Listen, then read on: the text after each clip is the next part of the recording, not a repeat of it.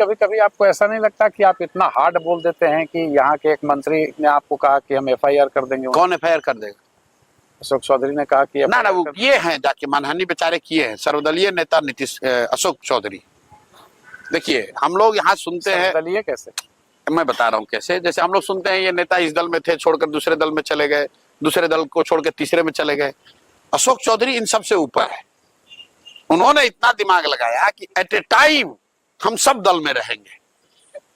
तो उनके पिताजी कांग्रेस में, ये खुद जदयू में, बेटी लोजपा में, दामाद आरएसएस भाजपा में, और अब कोई हमने बताया भाई एक आरजेडी बचा है, उसमें कोई भगिनी भतीजा बेटा भाई किसी को डाल दो।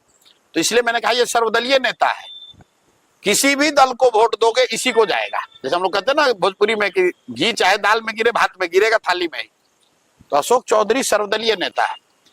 हमने कहा कि हर जगह ये चर्चा है कि इन्होंने अपने बेटी का टिकट खरीदा है, और ये हमने नहीं कहा। आप लोग पत्रकार, आप जानते हैं, प्रेस कॉन्फ्रेंस हुआ, पार्टी के लोग जो उस समय चिराग जी के पार्टी में थे उन्होंने ये कहा, प्रेस में छपा, लोगों ने इस्तीफा दिया। तो ये आदमी कहा कि हम जाके इनको प्रशांत किशोर पर मानहानि करेंगे। तो जा कर दो भाई। अभी दिलीप जायसवाल ने, आपने सुना होगा, कहा कि हम प्रशांत किशोर पर साइबर थाना में केस किए हैं। अब बताइए, इस भाजपा का राज्य का अध्यक्ष वो केस किया है और अभी तक पुलिस हम तक आई नहीं, हमारे पास आई नहीं भाई। या तो पुलिस उसकी सुन नहीं रही है, फर्जी बोल रहा था ये आदमी।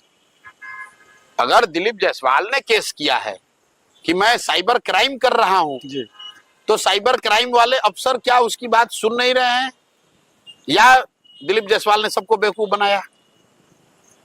तो प्रशांत किशोर इस तरह की गिदड़ भपकी से डरने वाले नहीं है। प्रशांत किशोर यहाँ बालू माफिया नहीं है।